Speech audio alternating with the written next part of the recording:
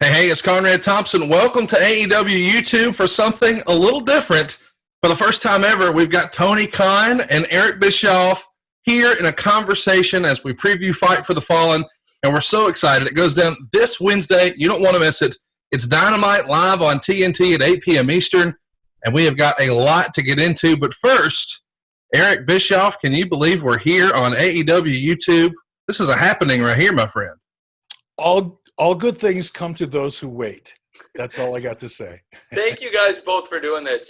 Eric, we never met. We haven't met in person still, but this is great. And this is the first time I've had a chance to talk to you, and I really appreciate you coming and doing this and helping us raise awareness of Fight for the Fallen and the charity component of it, which is so important to us. Thank you. I really appreciate it, guys. No, I'm happy to be here. And by the way, Tony, I thought that at one point that we actually did have a pretty long conversation about a year and a half ago. I was at a hotel in Los Angeles, and I got this phone call, a message from Tony Khan asking me to meet him at a hotel, which was not too far from the hotel I was staying at in Los Angeles. And I'm thinking, well, this is going to be badass. I can't wait to do this. But I thought, I don't know, man. It's a little different, because I wasn't sure it was you. So I called Conrad. I said, Conrad, I just got a phone call from Tony Khan. You think this is legit? He said, no, brother, it's not legit. This is Tony's number, and that's not Tony's number. So finally, after a year and a half or 2 years, we get to have a conversation. This is great. I really appreciate you coming and doing this and giving us a chance to preview the show. And we're just off the top, I'd be remiss not to bring up the charitable component of what we're doing at AEWFightForTheFallen.com. We're taking donations to the to Florida's First Coast Fund, and to relief, also to the Feeding Northeast Florida Fund. And these two funds, my family in March made a contribution of $1 million to these two charities, trying to get out in front when COVID first spread. And now we're hoping everybody will follow up. And last year, Conrad was at Fight for the Fallen, and we gave $125,000, I believe, from the proceeds of the show, and we had a great crowd of 5,000 people and a big gate.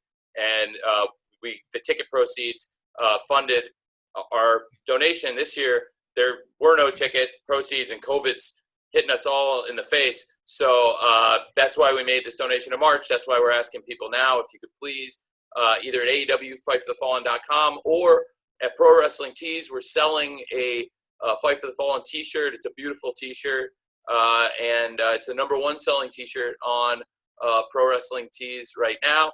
And please, please consider doing that. And to thank everybody, today is actually, as we're taping this, is the 1-year anniversary of the first Fight for the Fallen. Conrad was there and helped host the show with us, and I thought it would be really cool a year later, since with COVID it's harder for people to travel, if we got back together, which is why I asked Conrad if we could do this. And it really means a lot. Thanks, Eric, for doing this. I appreciate it. Happy to do it, my friend. Happy to do it. Thanks. It's really cool. And I would also be remiss if I did not say that so I did an interview in the Financial Times, and it was the week of the Super Bowl, and I was on my dad's boat, and I talked to a really nice guy from the Financial Times for about an hour, and he asked me about the wrestling business.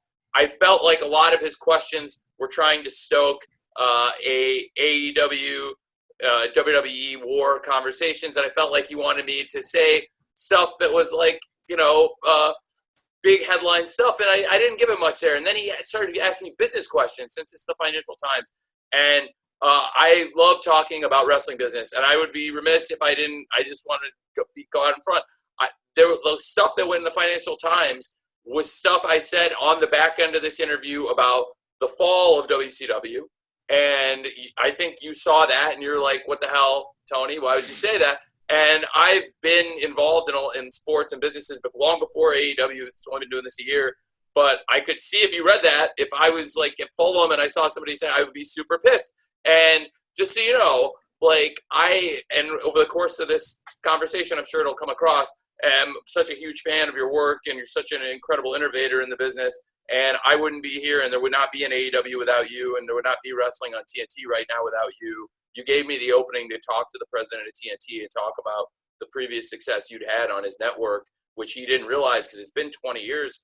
And he was obviously not at TNT or TBS or Warner Media when this was happening, when WCW was such a huge entity. And so I will talk a lot about it, but I had given that reporter about 20 minutes of buildup about how huge your business was and how far you'd taken the business from 93, 94 into 96, 97, 98, 99, and kind of what happened in those years. And I think he only talked about stuff from 99 to 2001, but I would have loved to have been printed about how big your business was when, you're running domes every single week, and not just in 96 and 97, but during really 1998, which to me is, we're watching The Last Dance, and I was very appropriate. I thought that we saw, I was happy to see DDP and hear Tony Schiavone selfishly, but it was so cool to see Nitro, because I don't think you can talk about 1998 without, it was such an important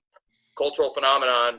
And I'm sorry if it came across like I didn't think that way, because I definitely think that, and am just such a huge believer in what you built. So thank you.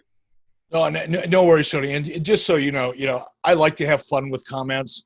Conrad has taught me, over the last couple of years, not only to have fun with comments like, someone will make, and it happens when when someone interviews you, especially somebody that's looking to stir the pot, they're going to take out little bites of what you said and not really put it into context, and it's going to end up sounding something different than what you really intended. So I'm really used to that. But Conrad he's really changed my life in so many ways.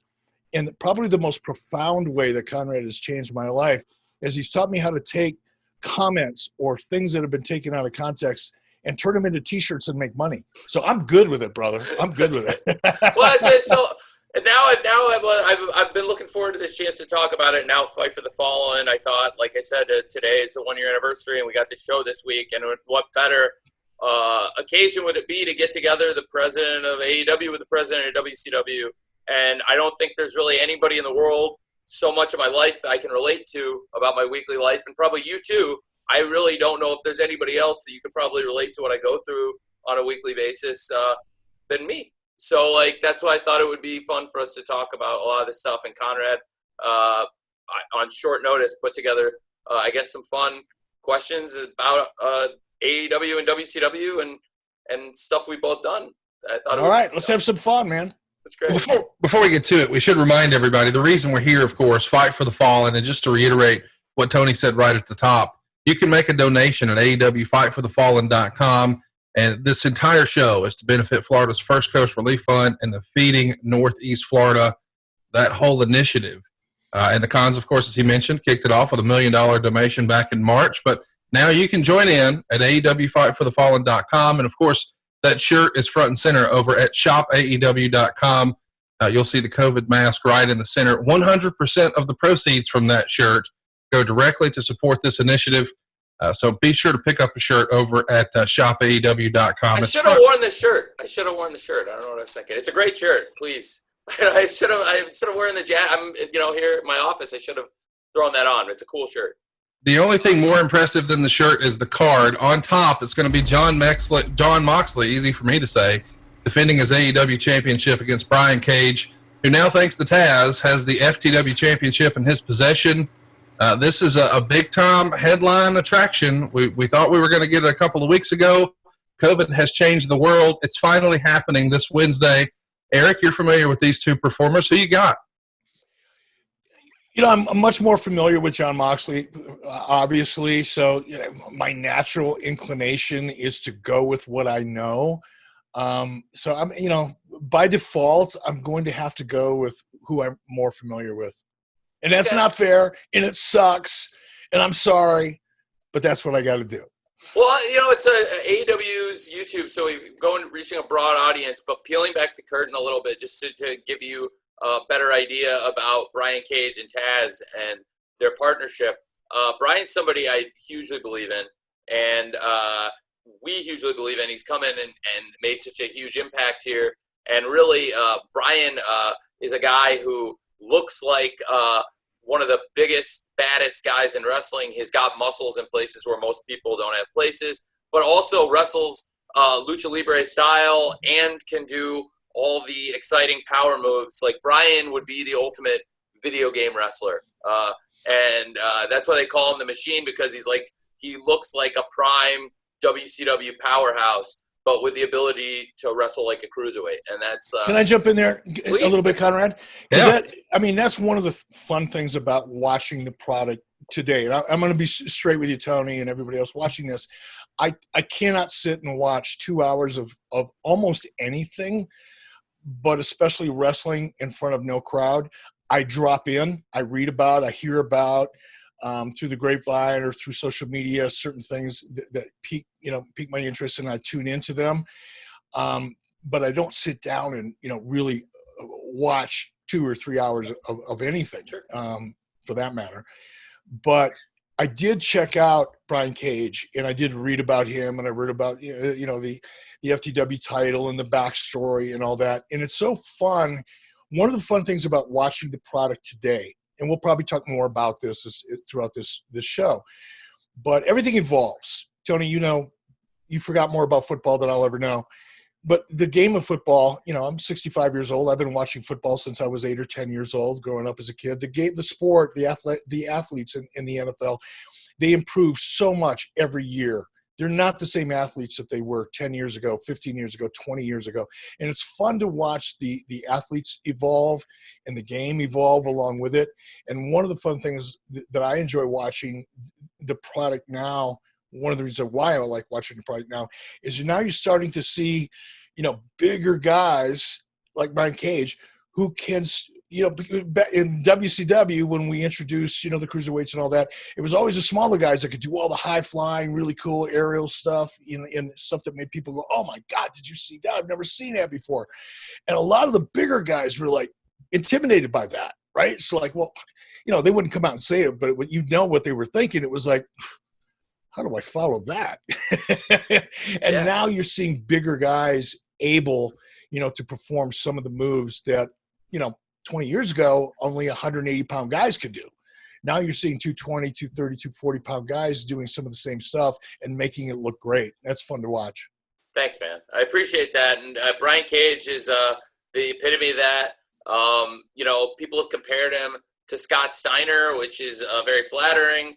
Scott Steiner. In some ways it is. In some ways it's not. Sure, absolutely fair. But as certainly under your leadership, Scott Steiner was a big wrestling star, and that's something that we hope Brian Cage is a huge wrestling star here. And so for this match, it's huge. And with Taz, really, they're a huge package, and they are doing some of the best promos in wrestling. Brian can have some great matches, and so it's going to be a great match. And with Moxley, it's a huge main event for us to have John defending the title in this match on Dynamite, and at Fight for the Fallen. We're trying to put together like a pay-per-view level crowd and pay-per-view level card, and that's where having such a great main event like this made great sense.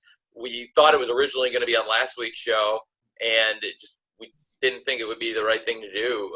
John had tested negative repeatedly for COVID-19, but his wife had been exposed to COVID-19. His wife then tested positive for COVID-19, and in that turnaround time, even though he tested negative a couple times, we just didn't think it was the right thing to do. John didn't think it was the right thing to do either, and so we all agreed, we've got this other huge show.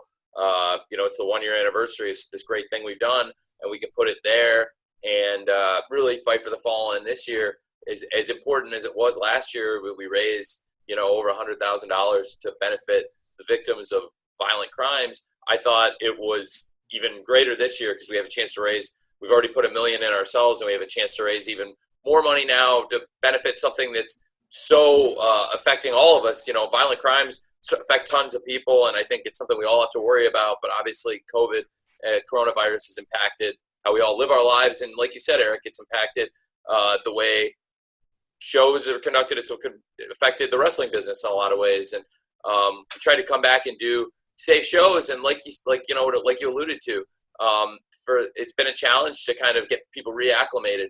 I don't know if you've seen the Double or Nothing pay-per-view we did this year. But yes, I did. Thank you. Great. I appreciate you watching it. Thank you. It did. I think had a great feeling, and it almost, there were times where I think you wouldn't remember that it was a very small group of people there, but the energy that we had really felt like there was a good crowd at times, I thought. Well, you know what? Here's the other thing I wanted to say, Tony. I don't want to go so far into the weeds, and I don't even know how much time we have here. I have as much time as you want. It's up to you. I mean, thank you for taking the time. Seriously, thanks for doing this. Well, Conrad will tell you that I can sometimes take one question, and 45 minutes later, I'll forget the question that I was originally trying to answer. But I do want to say this before I go so far into the weeds.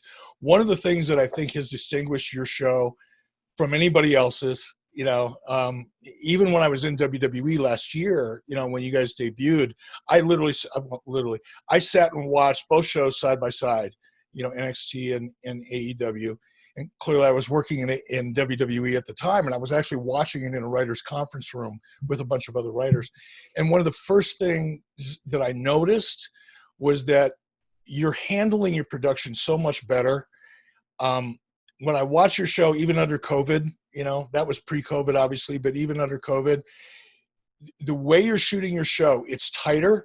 Your shots tend to be tighter. You embraced your venue as opposed to trying to camouflage it quite as much. It feels, and I said this like the next day, somebody, if you can imagine, said, "What did you think?" I told them what I thought. Your show feels more like live TV to me because it has that hint. Don't take this the wrong way, please. I mean this as a compliment, but your show feels gritty enough to convince me it's live. And it's not so that you don't strive to be so perfect that you lose that sense of live energy. It just feels gritty enough that I believe it.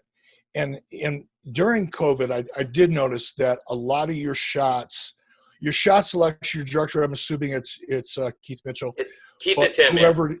Whoever it is doing a really, really good job because you get sucked into the drama in the story of the action without being constantly reminded that you're in a very unique environment. And I think, hats off to you and your entire team because it makes all the difference in the world.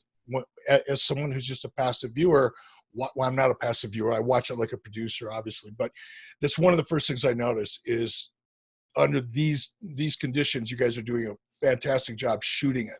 Thank you, man. Well, you like you said, Keith is great, and nobody has more experience working with Keith probably than you. And firsthand, Keith and his team do great work. And I think a lot of the people that work on our show used to work for you, both in WCW and then probably even more of them in TNA. They're good people, really great people. Great people. And I love working with them, and they've done a great job changing the look of the show. As far as the energy, I've said it in a ton of interviews, but I don't know if you've heard it, but when we had to I had to think about how to change the feel of the show. And, when we came up with the feel you alluded to a moment ago, before I lose this thought, it really means a lot to hear that coming from you, because that's what I love about your show. That's what I love about Nitro was that feel. So to hear that coming from you means a lot because I've taken a lot of influence from you. And when I spent the summer, not just the summer, but I spent a lot of time through all of 2018 watching wrestling shows. And I had the conversation with the president of TNT for the first time. And I'll get back to the COVID era in a moment, but I'd be remiss if I didn't say that the first time I talked to Kevin Riley, because we're friends and we talked socially a bunch of times, and I'd be lying if I said, WCW and TNT never crossed my mind. It's probably the first thing that crossed my mind. The first time I met him was Halloween a few years earlier, and I was dressed as Randy Savage in the Slim Jim outfit. And the second time I met him was Halloween the next year at the same party, and again I was dressed as Randy Savage in the Slim Jim outfit. I wore it 2 years in a row, and I didn't bring he knew I love wrestling, but he knew me as a football executive, and I never talked about wrestling in a professional business capacity with him before. And then we were at a party, and it was actually the weekend of WrestleMania in 2018. I think WrestleMania was in New Orleans that year, and I was in Los Angeles, and I was at a party with friends, and Kevin was there, and I had heard that they might be one of the people that was looking at bidding on WWE TV rights, which were going to be in the 9 figures for the rights fee. And I said, well, Kev, are you aware that the company that you operate owned and operated the #1 wrestling company in the world 20 years ago today, which was true. It was like, it's April of, 2018. So it's 20 years. It's certainly in April of 1998. There's no question WCW is still the #1 wrestling company in the world. And by every judgeable business metric, including ratings, that was really maybe a tipping point, but that was still true what I said, that #1 wrestling company in the world 20 years ago today. And he sat back, and Kevin's a huge entertainment executive, but had not any experience in wrestling. But, he's worked at NBC and Fox and has a great background in entertainment shows, but no wrestling background, and didn't know about WCW.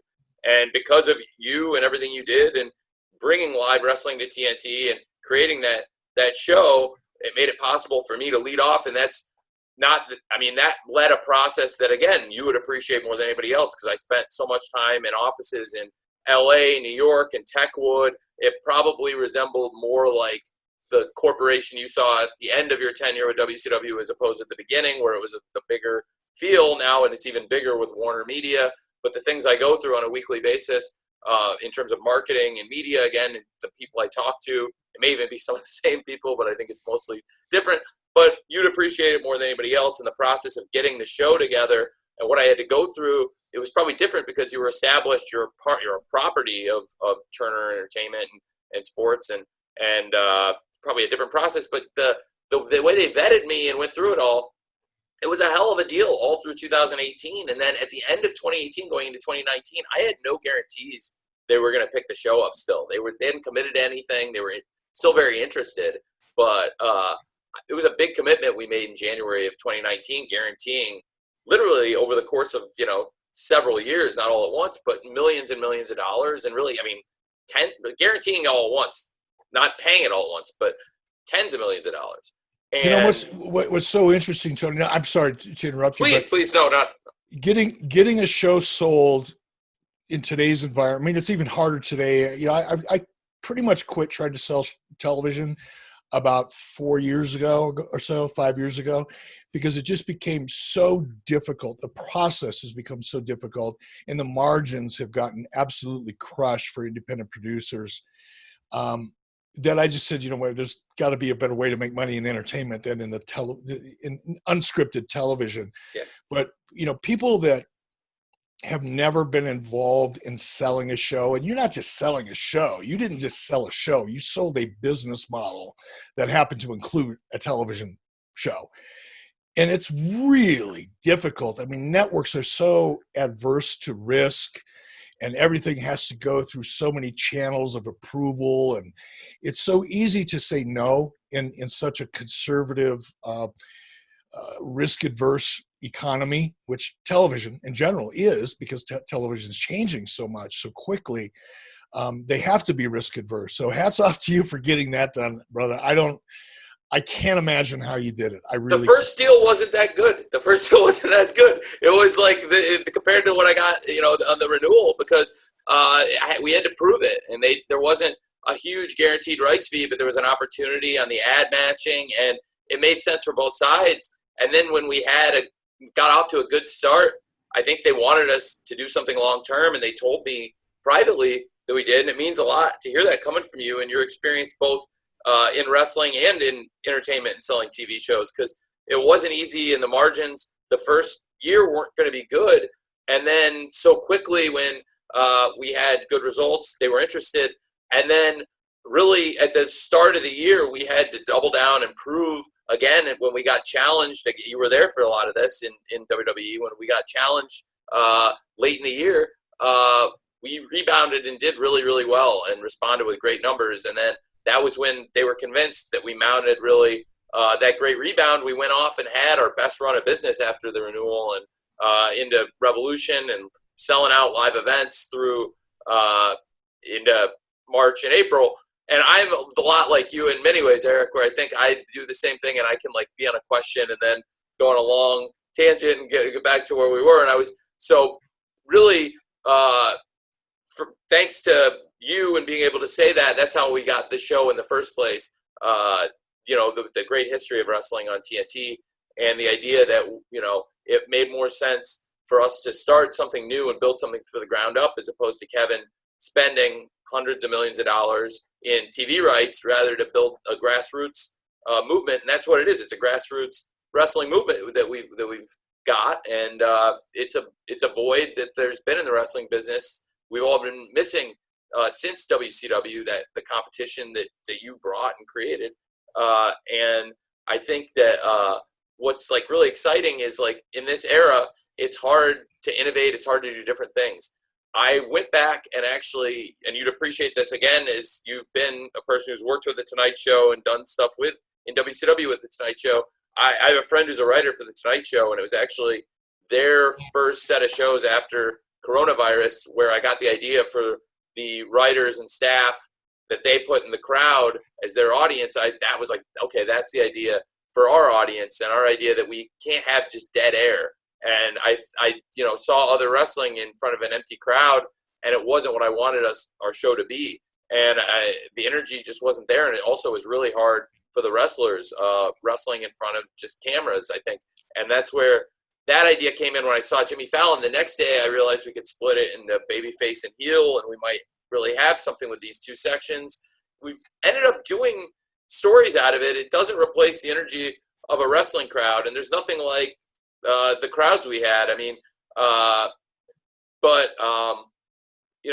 appreciate you saying that. And when you talk about the feel of our show, it means that so much coming from you, because, like I was alluding to before, when I was watching shows trying to get a feel for what I wanted to do, it was like the 95 to 98 Nitros are so influential. And I'm sure you've noticed, like, we try to keep the show in the arena and, do the interviews either in the ring as much as possible or on the ramp like you used to do with Gene. In fact, you've used Tony for that when Gene wasn't available, I think, and that's where I got the idea to use Tony for that, to have Tony be so flexible where he could do commentary but also kind of rove and do the interviews in the ring or on the ramp. And thanks for saying that, because the idea of the gritty live feel of the show certainly is what I learned from your show. And how cool is it that Tony obviously I'm friends with Tony, so people can take this however they want to take it. But I think Tony is actually better today as an announcer, as a personality, than he's ever been. I agree. He is so good right now. And hearing him, and again, it's just because of, my history in association with WCW, obviously, but hearing him and Jim Ross together is kind of like my favorite thing in wrestling, not to take anything away from the action in the ring. Yeah. But it's a little bit like meatloaf and macaroni and cheese for my head. When I hear Tony and JR together, it's comfort food for my brain. I love hearing it. It's awesome. And I'm so happy to see Tony and JR, but Tony especially, because JR had success after WCW, and, JR's been JR for a long time. But Tony, he was gone, man. He was like never going to go back to wrestling. It was in his rearview mirror. Never wanted to think about it. Never wanted to talk about it. And now here he is, and I can tell. 10 seconds in of turning on the show, I can tell he's having the time of his life. I get a kick out of watching that. I had the best time with Tony. Tony's been so huge for us. Thanks for bringing that up, because I'm glad to talk about it. And that's one of the things I wanted to talk to you about, because Tony's got to be one of the only people who see JR. I don't know did you produce Jim Ross ever? As when you were like on comedy, you never would have produced Jim Ross on commentary. I didn't think so. No, he was my boss. That's what I thought. So so that's interesting. So with Tony, I think Tony's got to be the only person who's ever been produced on commentary by Vince McMahon, you, and me. And it's funny because you tell me, because I've never been able to talk, because I've never talked to Vince McMahon before. So you tell me, I find him to be the best. When you've got a point you want to get across and you're in a pinch and it's live television, especially when there were crowds and screaming people, if you have something in a pinch you need to get across on the fly, he's so good at it. He can improv, and as an announcer, he's great at improv. Tony's very quick on it. He's a very smart guy, period. But he's very, very fast on his feet. But he's also, I didn't know this before, he's funny. I never thought he was funny.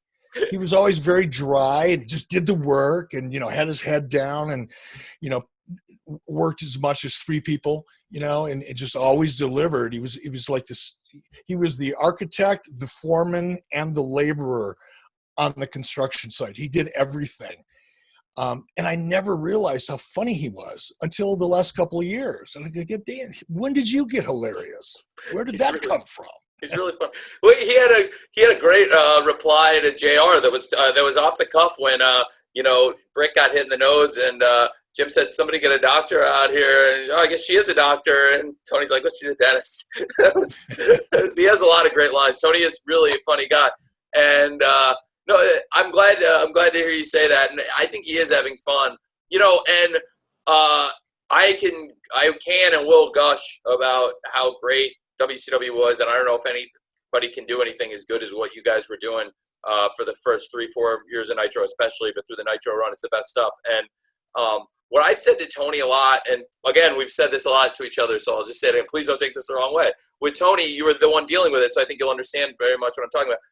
He's really such in the right environment. I just think, like you said, maybe, I don't know what it was like back then, but like with Tony and Chris Jericho, the commentary they've done together has been so great. They make such a great pair. People have compared them to Tony and Bobby Heenan. To me, the difference is Chris and Tony seem like they really like being together. And sometimes with Bobby Heenan and Tony, you could just feel, I was like a little kid, and I could feel I was reading The Observer. I was 13 years old, but still I could feel like Tony and Bobby didn't like each other. And it didn't, whereas Chris and Tony, it's just like, I don't know. There's something, and same with Jim and Excalibur. Everybody Tony announces with, how can you not like Tony Schiavone? And I don't know if, like you said, maybe he's just lighter and funnier than he's ever been. But him and Chris, to say something, Tony and Bobby Heenan were an amazing, amazing team. But I feel like Tony and Chris actually, nobody's got the wit of Bobby Heenan or anything, but Tony and Chris have something, a chemistry, maybe of a friendship that is different than Tony and Bobby. Yeah, it's just chemistry, and I think that makes, whether it's a wrestling match in the ring or an announced team or musicians on a stage, it's all about the chemistry. You can have two of the greatest talents in the world at whatever they do, and if the chemistry isn't right, it just doesn't come off quite the same way. Tony was put in some pretty tough spots, first with Jesse the Body Ventura. Jesse wasn't the easiest guy, to work with in terms of prepping and, having his head on straight and ready for the show, and not being distracted with other things. It was challenging for Tony. And sometimes it came off really, really well, and other times, not so much. I like Tony and Jesse a lot. I really like Tony and Jesse. When they were good, they were good. But there were times when they weren't. And that was because of Jesse mostly, and just not being prepared, not really being on his game, and not really being sure of what he was covering and what the storylines were and things like that. It wasn't Tony's fault. But, and the same was true with Bobby. Bobby was fantastic. Somebody sent me a social media thing today of Bobby Heenan and Nick Bockwinkel from the AWA. Nick Bockwinkel is one of my favorite heels of all time. And I looked at that, and it was like from 1986 or 85. It was a long time ago. But Bobby was fantastic. But if he was in the wrong mood and the chemistry wasn't right, it was tough to listen to sometimes. Yeah. It was like Bobby and Gorilla Monsoon to me is some of the best commentary I ever heard. Bobby and Gorilla Monsoon, because you could tell they would spend all day together and all night. They would love doing it. And even though they played the characters, the guys who hated each other, and they would fight, they had like a thing, like Statler and Waldorf from the Muppets. I don't know what it is, but there was something about Gorilla and Bobby, and there's something about Tony and Chris the same way when they get together. So I really like their chemistry, and we found that in a tough spot when Chris came in through Corona and helped us by doing commentary on the shows. And, that's something else we have in common is working with Chris, that you discovered Chris, I think from the same match when I was like 12 years old. I think I found Chris the same match you did at that Ultimo Dragon match in Japan. Was that the first? I don't know if that was the first tape you saw Chris on or not. I've heard. No, it wasn't. I first saw Chris at an event in Los Angeles. was the first time that I the saw Peace Chris. Festival, the Wrestling Peace Yeah. Festival. Yeah. Yeah. Okay. I have the shirt. I have the shirt of the Peace Festival still. I know I wasn't there, but my friend sent me the shirt. It was a very cool shirt to wear. So I think that was the tape that got Chris into ECW then, which helped him get a lot of opportunities in America. But he first worked with Ultimo Dragon. But I've heard the story of the Peace Festival. I conflated the two things, I think. Yeah, no, it's easy to do. It's 20 some odd years ago, brother. I conflate yesterday with today, so I get it. Well, Chris had said that opened up a lot of doors for him. Sure did. And of course, Chris Jericho is going to have something to say this Wednesday at Fight for the Fallen. You don't want to miss it. It's happening on Dynamite Live on TNT. And the more things change, the more they stay the same. Eric, you hired Jericho back in '96. He became a star on Nitro on TNT, and he wound up leaving in '99 for the WWE. And he comes back 20 years later, Tony, and he's going to be the top guy in the promotion, Le Champion. Why was he the right guy to carry the AEW banner to get you started, Tony? Chris is a perfect person to be the face of our company. He's one of the biggest wrestling stars of my lifetime. He has wrestled in every major promotion in America, virtually to me.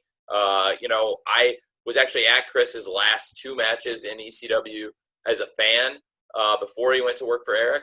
And then through WCW, he's one of my favorite people to follow. I thought as he turned heel, I thought he was my favorite part of the shows very often. And I thought for a lot of the smart fans, and for me as a young smart fan, I really loved Chris. And then the way, I think everybody talks about Chris has reinvented himself, but it's very, very true. There's a reason people talk about it, because Chris, we've seen so many different iterations of Chris that have been successful.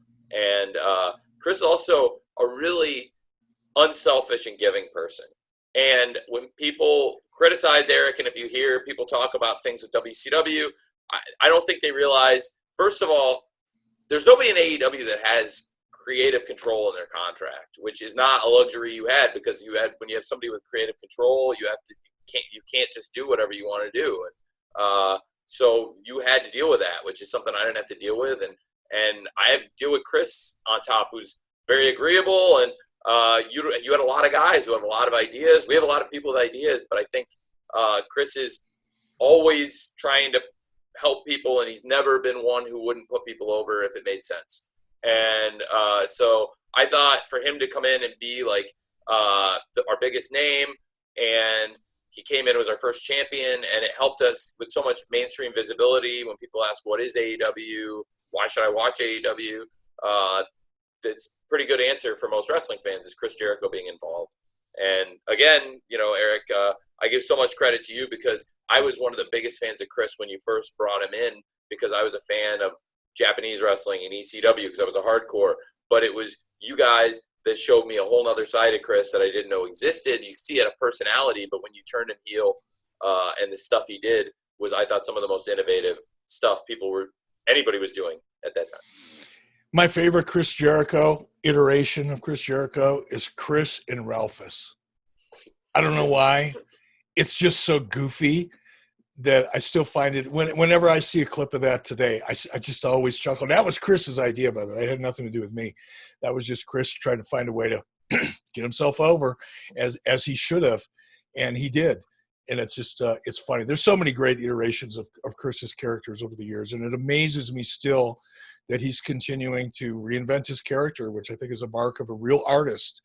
It's one thing to hit it big and make it to the top in any form of entertainment, and stay there and not challenge yourself, and not realize that no matter how successful you are in any given moment, if you don't reinvent yourself, if you're not looking into the future, you'll be looking in the rearview mirror before you know it.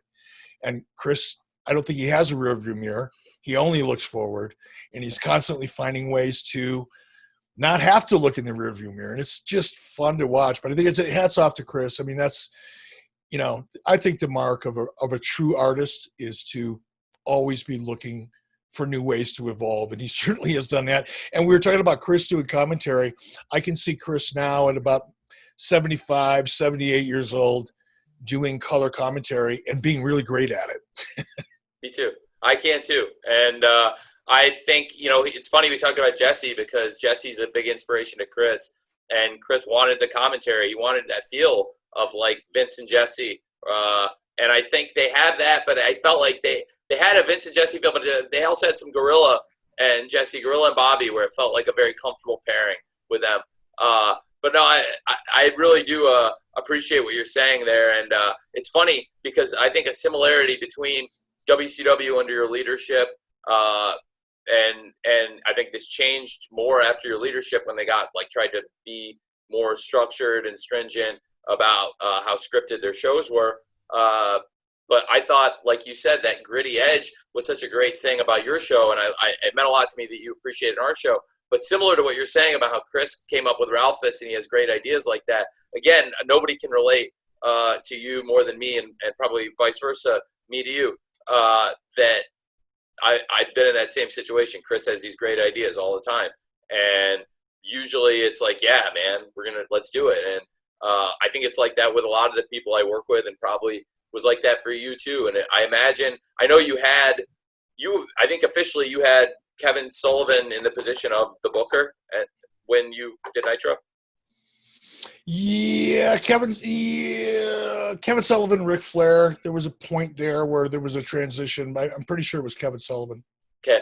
I like the idea of a booker, and I'm try to be organized, and I'm like you, where I get off on a tangent, and I lose my focus, which is why putting everything down in a notebook or like a matrix and a graph and grid form makes sense to me. But there's just so many things flying around, and maybe this is just from having seen all the problems that you had when you were doing the job, which is, to me, I'm doing a job probably closer to, you had probably the closest job to me of anybody I know.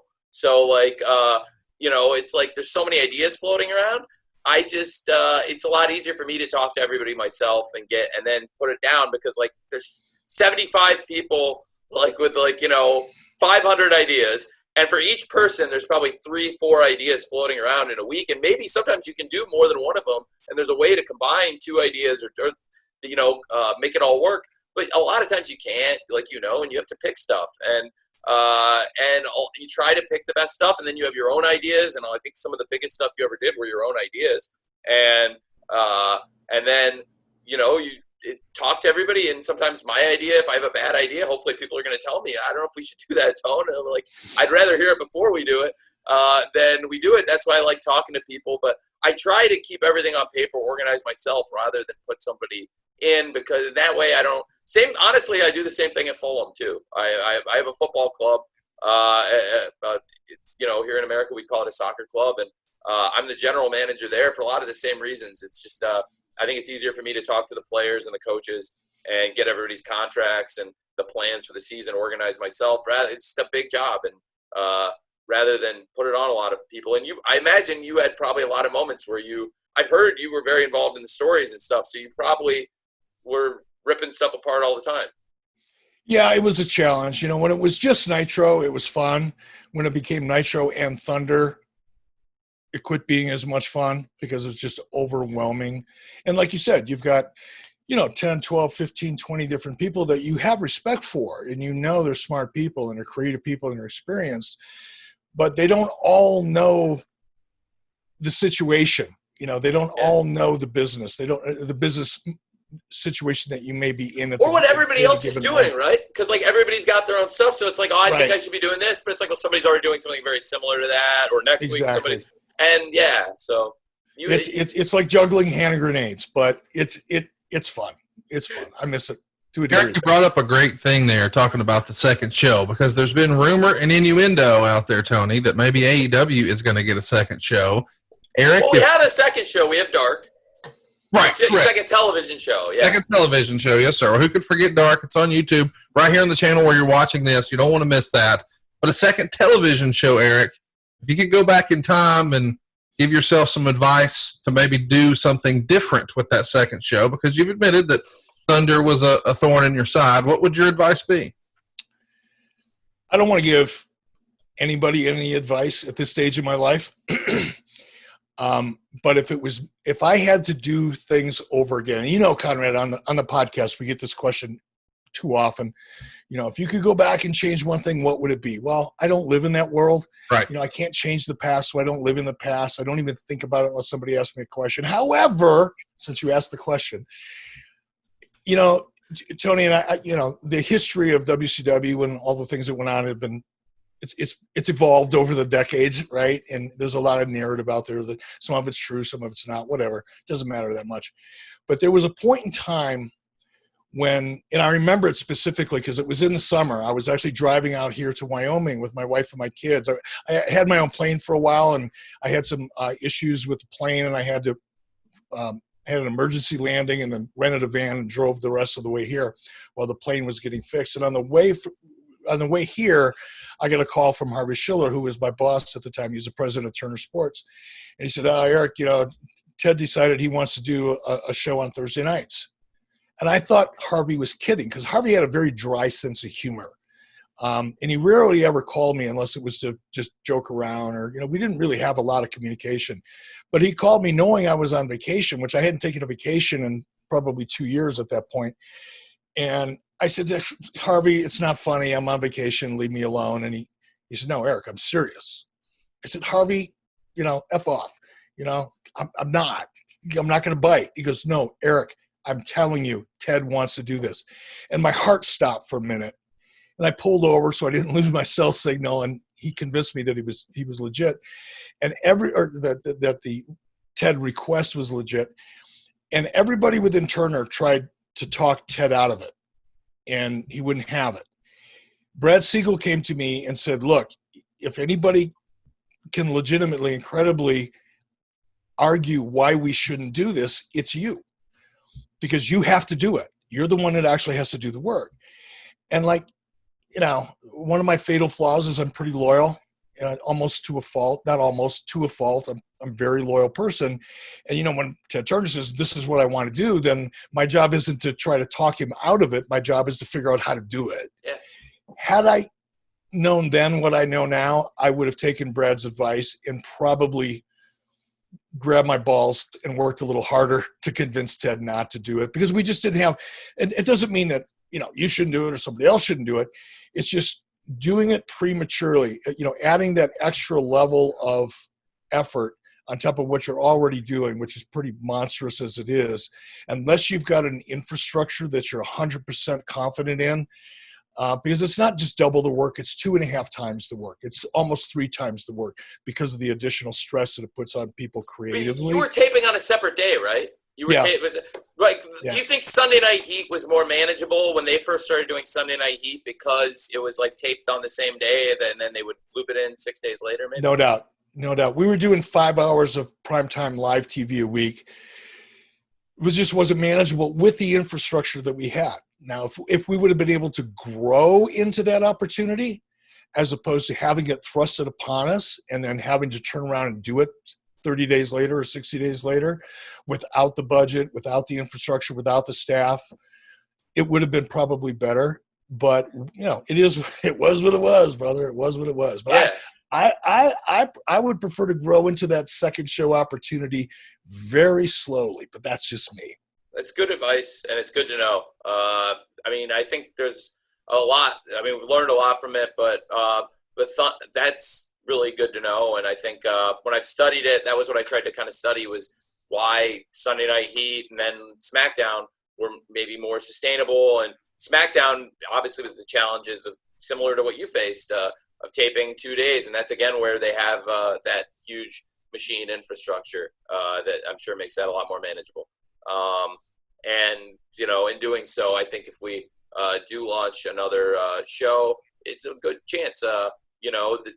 Here on the YouTube channel, we peel back the curtain and talk pretty inside baseball, and I think there's a good chance that it would make sense to tape all at once especially now what we know in this era about travel and in the pandemic, until there's a cure, vaccine, or we've eradicated this thing through proper social distancing, as they've done in other places, then I think it probably doesn't make sense to tape multiple times in a week.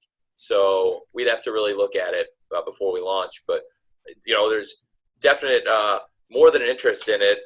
We've we've signed that we're committed to do it. We just have to find a right time with TNT where it's right for everybody to launch. And I think right now, to your point, we've all agreed to be a challenging time to launch another show right now. But, we were really cooking right before the pandemic, and it was perfect timing, it felt like. But obviously it would have been a major challenge if we had jumped right into it. And I think we'll get to it here when the time is right.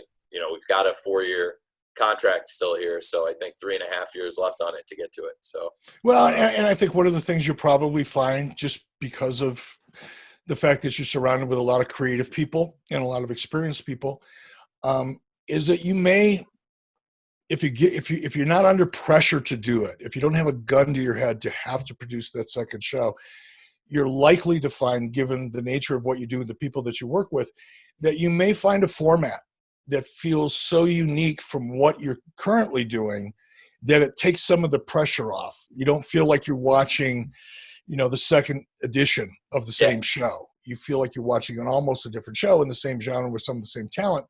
But format is everything. And my guess is, again, with some of the people that I know you're surrounded by, you may just stumble into a really cool format that'll surprise everybody and make it a lot easier on you than producing another wrestling show. It's a problem with SmackDown and Raw, and I've said this forever. I said it while I was there. I said it before I got there. I'll say it till people quit talking to me about it. But the biggest issue that I have with those two shows, as I had with Thunder and Nitro, same problem. They don't feel different enough. In the case of Raw and SmackDown, one's red, one's blue. I'm sorry. Everything else is pretty much the same because it's produced by the same people. The philosophy, the creative approach, the filter, if you will, that everything has to go through is exactly the same for both shows. And yet people are somewhat surprised why those shows feel so similar and why they're not that interesting and why the brand split doesn't really work for WWE. It didn't work for WCW either for much the same reason. But if you can find that format that just feels unique enough, that's the magic. Format is king, man. Conrad hears me say that all the time. Format is king.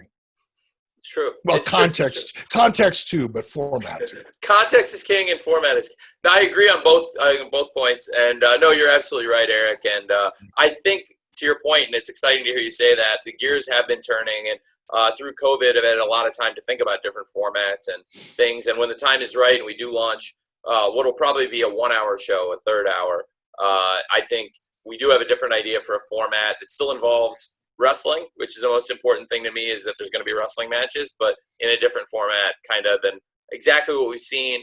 But to your point, I'm not sure I've got an idea that exactly reinvents the wheel either. But I think we can do some fun stuff. To your point, we're surrounded by a lot of creative people, and we talked about Chris with, Cody, the Young Bucks, Kenny Omega, and John Moxley has a lot of great ideas himself. So many people with great experience, and then Keith Mitchell and the guys you've talked to on the production side. There's just a wealth of experience and great ideas, and same as you talked about. You just have to be in the position of like the conductor of the orchestra, and there's a lot of stuff moving around. And in the case of doing the shows, that's why I was interested to talk to you. And like you said, with Ralphus being Chris's idea, there's got to be so many things like that where guys came up with ideas that in WCW or in AEW, guys get that stuff done. And I'm not sure it's like that in WWE. And there are probably thousands and thousands of ideas over the last 2 decades that wrestlers had for themselves or for other people that were like these great ideas that nobody really ever even considered. Here, I would like to think that they not necessarily do it, but I at least would have heard it and thought about it. And there's a lot, the majority of stuff we hear, we don't do. But because there's so many ideas, but by the time you get everybody's ideas in, a lot of the ideas on the show come from the wrestlers because they have so many good ideas. So, and that's what makes wrestling so fun too, is you have that ability as a producer to walk into a show saying, okay, we're going to do this and we're going to do that with X and Y. This is what we're going to do. Somebody comes to you and says, yeah, but what if my 2 favorite words are what if we do this instead? And when you know it when you hear it, it's like a good song. You just know it when you hear That's it. it. and you, oh man, that's awesome. And whether you have the ability to try it, that night, or you wait till next week, but that's what makes, I think, wrestling so much more fun to produce than almost anything else, is that you have that ability. It's almost like it's a producer's version of improv. If you watch two really good comedians improv, or two good actors improv, that's fun. I love watching that.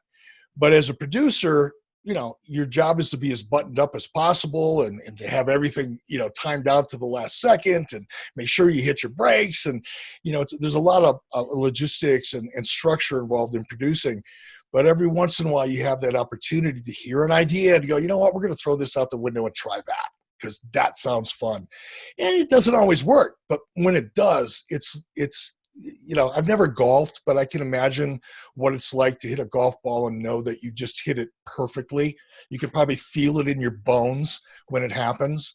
And it's the same way when somebody comes to you with an idea and you just, oh man, that's sweet. We got to do that. That's the fun part of it.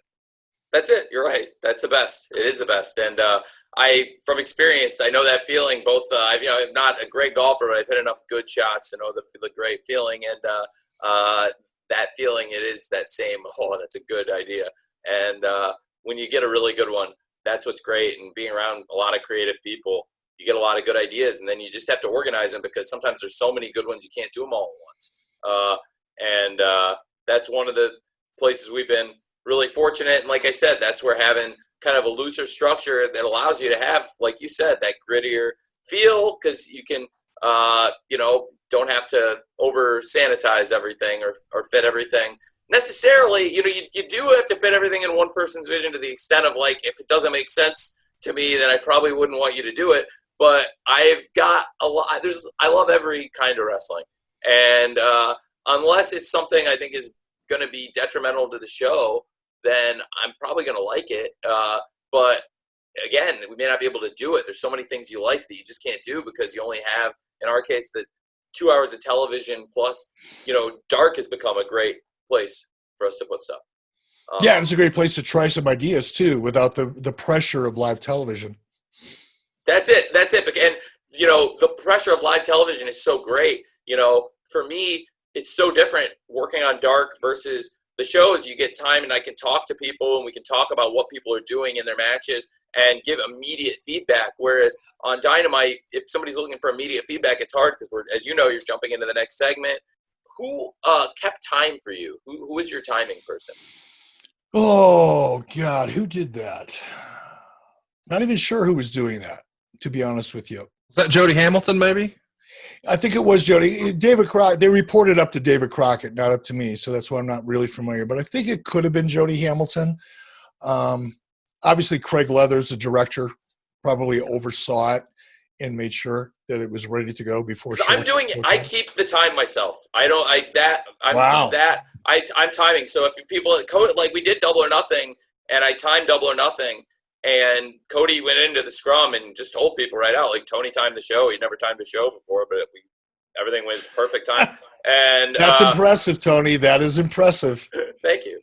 But I don't want to leave it to anybody else where, like, they know that, like, if anybody's out there early in the show, you have to, you can't go long on an interview. You can't go long in your segments where you're not leaving time for the people at the end, because that's, the main events need to get their time. And the worst thing I've seen on shows, which was happening a lot on shows before AEW, where I would watch, not WWE, but you'd watch other wrestling shows, and you'd see the main events would only have like 10 minutes at the end, because some guy blathered on at the beginning of the show, and you got to keep people on time. So I keep my own time so that, everyone knows they're accountable to me. So they walk through. It's like, it's not like one of the coaches who they're going to try and BS. Like, nobody can BS me on time. So that's, I've told Conrad that too from the beginning. I was like, nobody's going to run long on this show. And so it's just, it's hard. It's your juggling, like you said, it's juggling grenades, man. I've never heard a better expression for the job than that, but that's what it is. It's interesting to me that both of you guys decided to go live. Eric has a famous story about meeting with Ted and saying, I wanted to be live on TNT on Monday nights. Why did you want to do Dynamite live when it seems like so many other organizations are opting to cut costs and tape shows, and especially when you admit there's all this added pressure? Why was going live so important to you? It's hugely important, and it's because because of Nitro, I saw the power of being live on TNT and being able to do a show that felt live and felt more exciting than any other wrestling show. And when I wanted to get that feel to try and break myself of the wrestling I'd been watching, I just watched Nitros after Nitros, but especially like 97 and 90, 97, 98, 96, 97, 98. Watched so much. Please stay away from 1999, Tony. Don't go near 1999. I watched a lot of 1999, Eric. I watched a lot of 1999. It never happened. It just never happened. It gets harder every time. It's surreal to talk to you about it, but I've been through it so many times, and you don't want it to go the way it went, like, because I love it so much. And and for me, it's a tale. You beat the expression cautionary tale to death, but honestly, like, you guys were the greatest example anybody could ever set. We wouldn't be here without you. And now I'm trying to learn from the things that got you there and try and do everything we can to stay doing this as long as possible. And it's like you said, it's just 99. It's like you watch it, and I'm sure you feel the same way. You wish you did different things, but I'm sure I've been there, and you had people telling you these are the things you wanted to do, and then the people pushing ideas on you. And I've been there where you have 50 people pushing 55 different ideas on you, and it's overwhelming. And I can only imagine for you, with all the huge stars you were dealing with, how hard it must have been to do. That was the smallest part of it, honestly, Tony. And again, that's that narrative about WCW and what went wrong and how it went wrong is evolved over the years. But the talent side of it, that was a challenge. It's always a challenge, especially when you have a pretty stacked roster the way that we did, with some pretty powerful personalities. But the real challenge was not the talent. The real challenge was internal and corporate. That's where the wheels fell off, to be honest. If you can imagine, in 1997, I had a budget approved for 1998. About the middle of 1998, halfway through the year, have somebody call you and say, yeah, I know we approved that budget. I know you made a bunch of commitments based on that budget, but you don't have that budget anymore. And, oh, by the way, you're going to start a whole new show, and by the way, you're going to pay for that show. It was really more the internal corporate cluster that went down more than the talent. It really was. That makes sense. I mean, for me, the stability of what I have now, which is being able to, run our own ship here and independently produce, like you talked about, it's a very, very difficult thing to do. And like you said, margins are super tight, but we were able to secure the extension, which made it profitable for us to do shows, even when we were running with no crowds, which was pretty cool because we were just set up. And I've always wanted to do live wrestling after I watched Nitro, and Dynamite's a show I've been writing for fun for 25 years. And it's like I just, as a kid, I wrote Dynamites, and there's been all kinds of different companies, and there was an NCW and there was an ACW, but there was never an AEW. I love wrestling, and for me, when I was trying to get a feel for what I wanted to do with interviews and what was missing in wrestling, I would go back and watch WCW because I hadn't heard wrestlers talk like real people, like wrestlers talking like themselves in a long time. That's another thing, Tony, that, I want this to be a mutual admiration society here, but, honestly, and Conrad has heard me say this before, I think I've mentioned on the podcast, one of several things, but the thing that I think distinguishes your show, not quite as much as the fact that it's got the right kind of live feel to it and the right energy to it, but your interviews are so much better. They're so much better. And I guess because of the way I grew up in wrestling, I grew up watching wrestling in the 60s as a kid in Detroit and moved to Pittsburgh, and I watched it in Minneapolis. It was a big influence on me because I was in my teens, early teens and until my late 20s.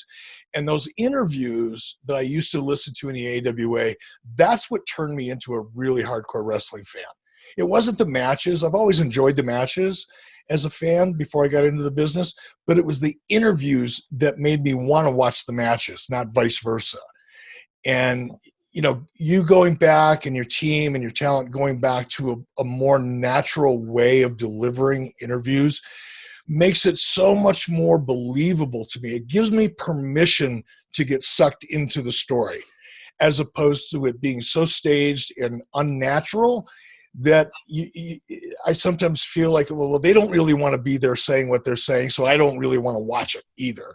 Yeah. Whereas the stuff that you're doing feels so natural and credible and organic to the character that it allows me to believe and buy into the story. And that's a big difference. Thank you, man. I really appreciate that. Again, it means a lot coming from you of all people, because that's what, you really brought to television. And it's like an enduring contribution of WCW. There's so many enduring contributions of WCW. It's amazing to me how much how the legacy continues to live on, how influential WCW continues to be. We certainly wouldn't be here without it.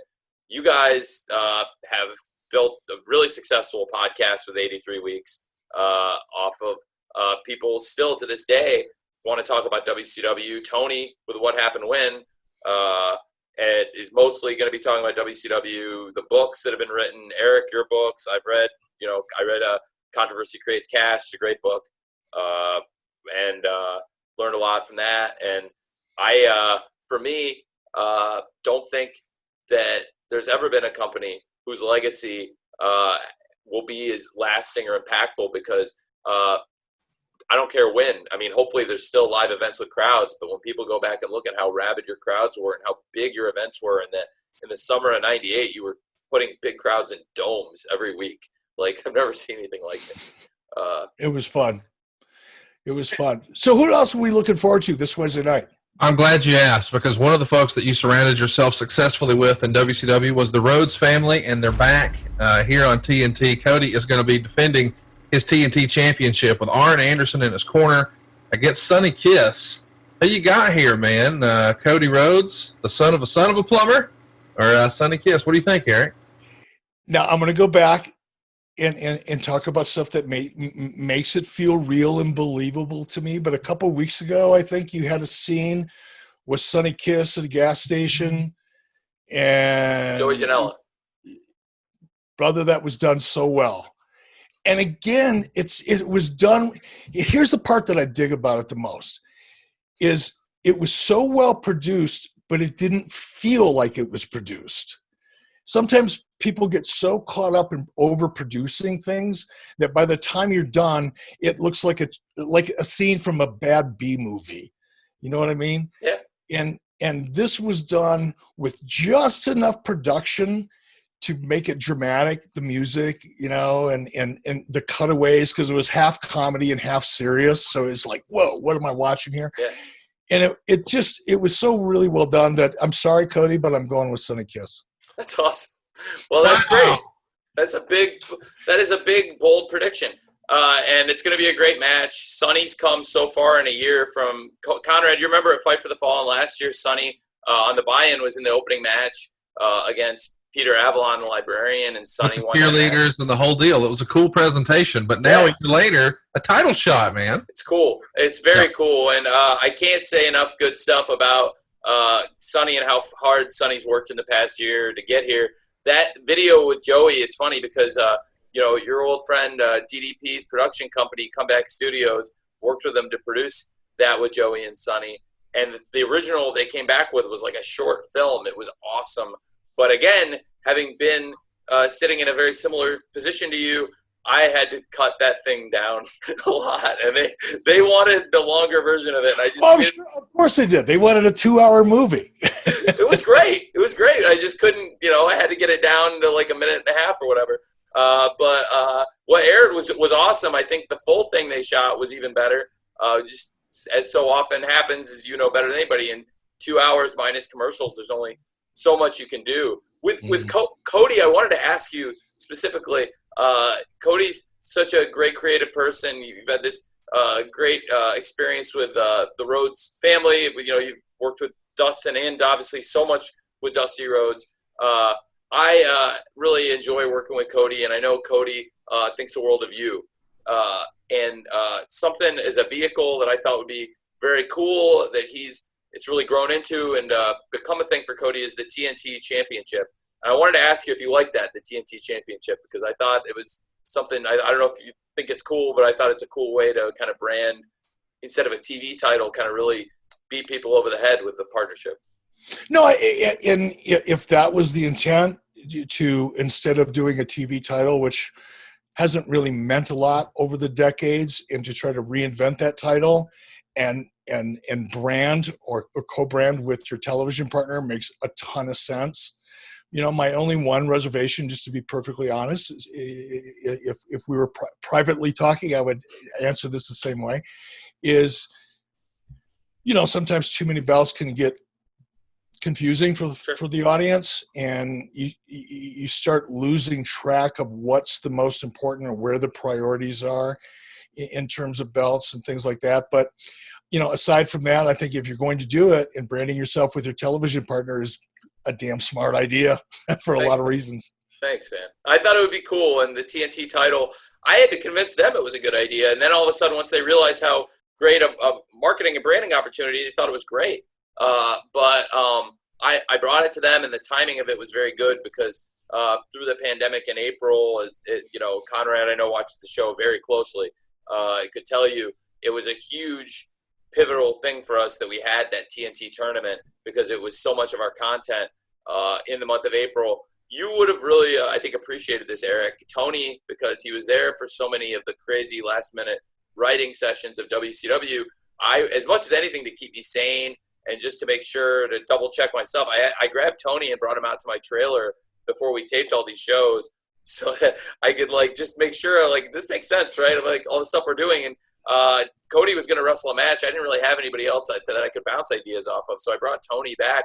And he had said all the tapings you guys did in WCW, they had never taped as much. It was based on necessity as we were able to kind of get done and get taped. It was a miracle for us, and I don't think anybody's ever been in that kind of circumstance where we really felt like we wanted to get everybody home with the states shutting down. So it was like, let's just tape as much stuff as we can before we do this again. And we agreed we wouldn't reconvene until we could do it safely, which was, you know, we did in May with testing at every show and a bubble at every show. But, you know, with Tony and his experiences with you, it's just, it's funny how things have come full circle because I don't know if there's anybody that's seen as much of the different places, you know, obviously as the two of you guys, and both having worked in WWE and WWF at very different times, but you guys have both been up there, and your experiences in WCW and now what he's doing in AEW. I'm glad that you get a kick out of seeing Tony and Jim because I get a kick out of seeing them too. You know who else you have on your team that's just a diamond in the rough? I said this to Conrad 1.5 years or 2 years ago when it was first announced. Keith Mitchell. Now, I'll tell you my experience with Keith. All very good. Ton of respect for him. It's really hard to get him to come out of his shell. It's hard to get him to kind of stand up in a meeting and give you his creative ideas. I mean, he's a producer. He gets the job done. He makes sure the show gets on the air and it does exactly what it's supposed to do from a production point of view. But Keith is really an incredible creative resource if you can choke it out of him because he's reluctant. But, man, he's really good too. He's really, really good. I agree. I love Keith. I have such a great relationship with him. And that's the other person who's seen so much. I mean, he's the one person who's never gone up there and never worked there.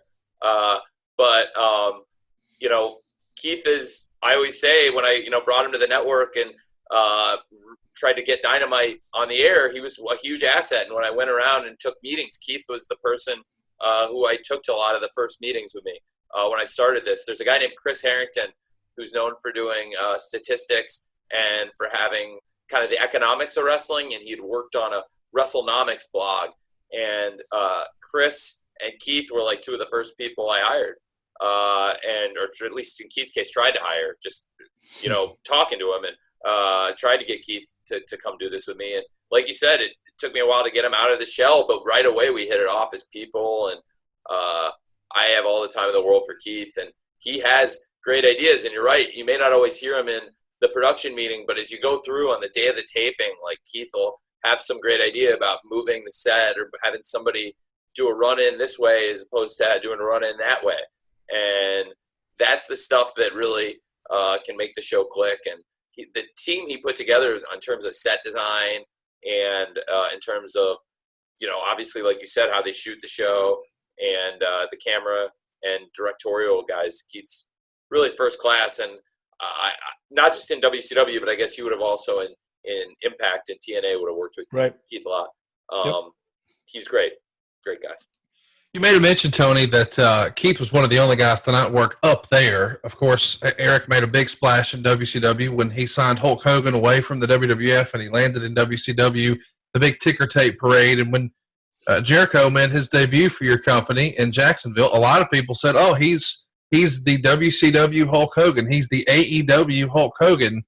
What do you think of the comparison, making the comparison to Hogan jumping to WCW and then Jericho jumping to AEW?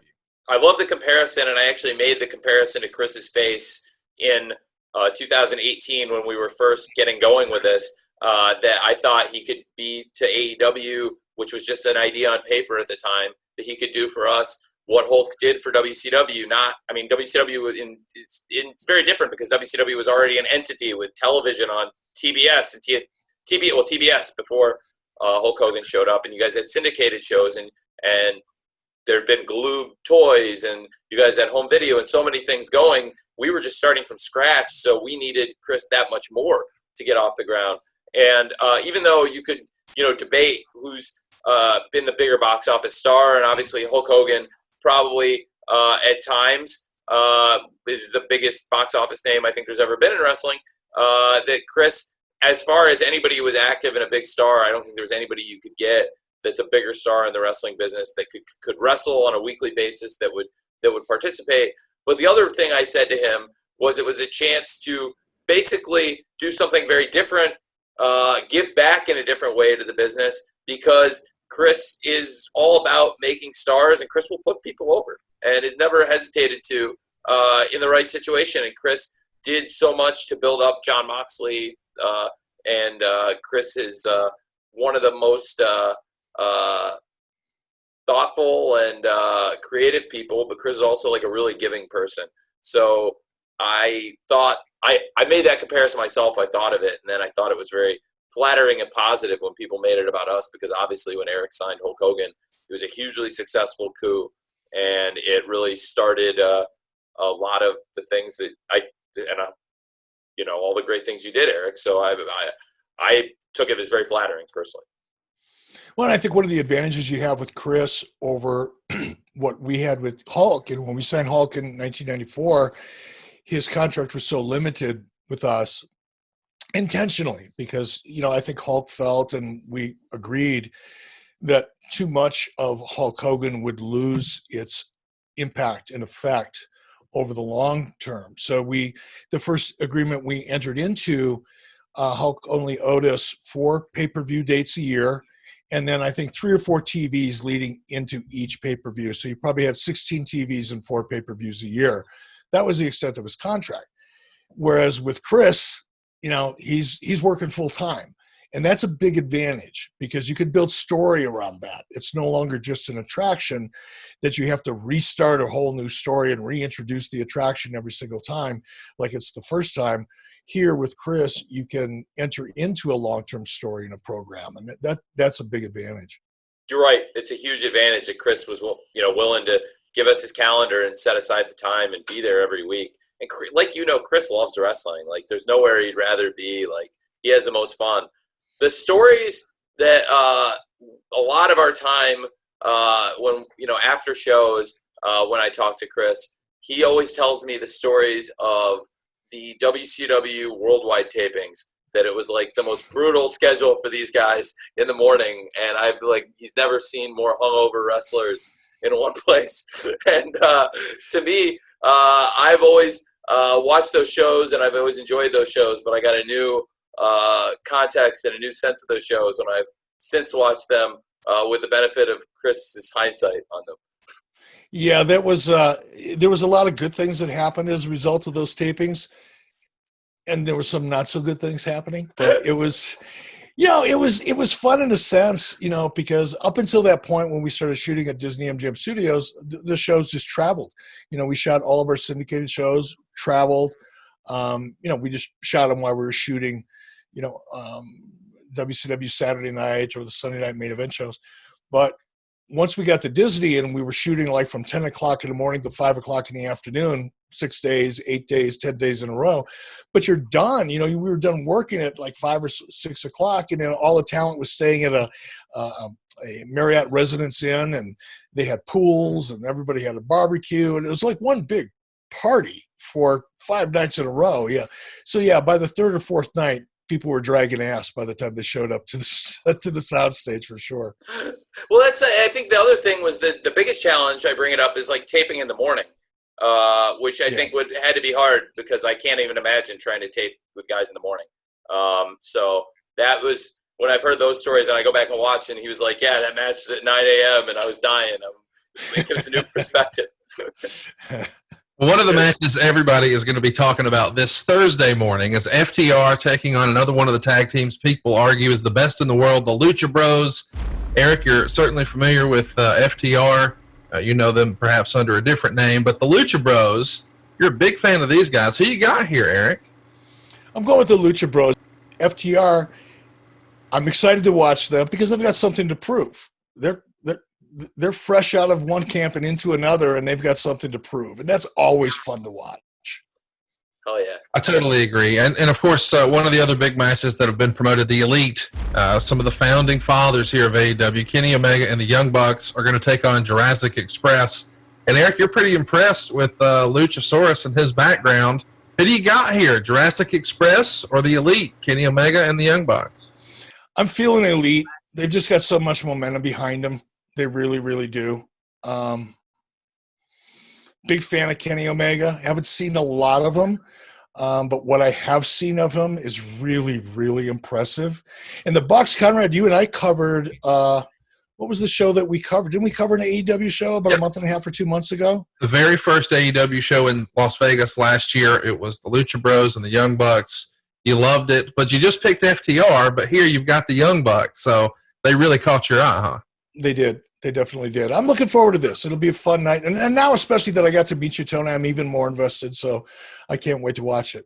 I really appreciate you doing this. I think a lot of people will probably get a kick out of this, and I think this will bring people in to watch this that probably were not necessarily going to watch our show. And I think there's going to be people that are going to watch this that have never seen any of our shows because they're going to be really interested in seeing this.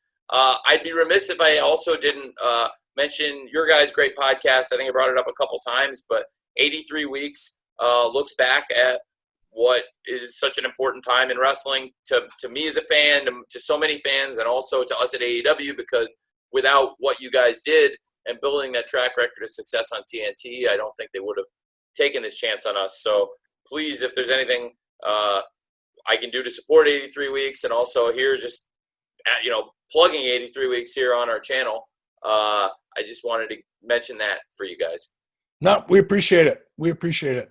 We absolutely appreciate it. And don't forget tomorrow night at or Wednesday night rather, at the conclusion of Dynamite, which is happening on TNT, 8 p.m. Eastern. That's this Wednesday. It's Fight for the Fallen. At the conclusion of that, you can join Tony Schiavone right here on the post show on the AEW YouTube channel. I think that might even be another WCW innovation of sorts, Eric. I think you started pre and post shows online back in the day with guys like Jeremy Borash and Mark Madden, but Tony Schiavone, man, he's just all over this. There's so many similarities between you guys, Tony. I think in my research I learned today that I think both of you guys were 37 years old when you started running a major wrestling company on TNT. This is a little bizarre, is it not, Tony? That's awesome. That is a cool fact. That's pretty cool. Well, hopefully your liver's in better shape than mine was when I was 37. And I'm trying, man. I'm trying my best. The quarantine made it a little bit easier for a while there, not seeing people. So honestly, it probably went as long as I've gone in a long time without having a single drink. But then, 4th of July happened, and we saw some people. Boy, did it ever happen. Oh, man, did it happen. It was great. And for us, I just have to say, I can't thank you guys enough for doing this. And for us, I'd love to take one more chance to plug the AEW Fight for the Fallen website, AEWFightForTheFallen.com. We're taking charitable contributions to Florida's First Coast Relief Fund and defeating Northeast Florida. And also, if you buy a T-shirt at ProWrestlingTees.com, the Fight for the Fallen T-shirt's the #1 shirt, and it'll be right there on the front of the page. And all of our profits and all of Pro Wrestling Tees profits are going to those charities. And Eric, I think actually Conrad just reminded me, this is actually maybe the second time we spoke, because I think I asked a question on one of your Prodigy chats 25 years ago. Oh, wow. And I'm sorry for the smart-ass answer that I'm sure I gave you. I'm sure it was fine. It was those were really fun. And I've learned so much from you, and I appreciated you doing those, and I think you were way ahead of the curve on a million things, including being engaged with that online audience when you did those. I actually almost never used Prodigy. I think when we first got the internet, we got like all the different CompuServe, Prodigy, AOL. But I was almost always on AOL, but I did get on Prodigy for your chats. So you drew for them, but you didn't draw enough to keep Prodigy in business. But hey, I didn't draw enough to keep WCW in business either. So WCW, you still, I mean, with the stuff you guys did and draw, I mean, it was to the end is remarkable. The viewership you had to the end is remarkable. And through the peak of it, what you built, the juggernaut you built, allows us all to be here, and we all stand on your shoulders and live in your shadow. So thank you. Well, brother, we're the one great thing about wrestling fans is they're incredibly loyal. I think there's some of the most loyal fans that I've ever met. And we've got a very loyal fan base at 83 Weeks, and as well as on my social media. And just know that both Conrad and I and the team at 83 Weeks are going to plug the hell out of this and fight for the fallen. We'll do everything we can to help you out, brother. It was for a really good cause too, and that. But it's great for everybody here. That's awesome to hear. And this week we're doing it for a great cause, especially. But thank you for helping us with Fight for the Fallen, and just in general. It's always good to see you, Conrad. But it's really nice to meet you, Eric. And thanks for taking the time to do this. It ended up being a lot longer than I expected, but you were very generous with your time, and thanks for talking to me, because I've learned a lot. All right, Tony. Well, good luck. And Conrad, thank you very much for setting this up, brother. I appreciate it very much. No, thank you, everybody. And don't forget, join in the fight over at AEWFightForTheFallen.com. 100% of your donation goes directly to Florida's First Coast Relief Fund and feeding Northeast Florida.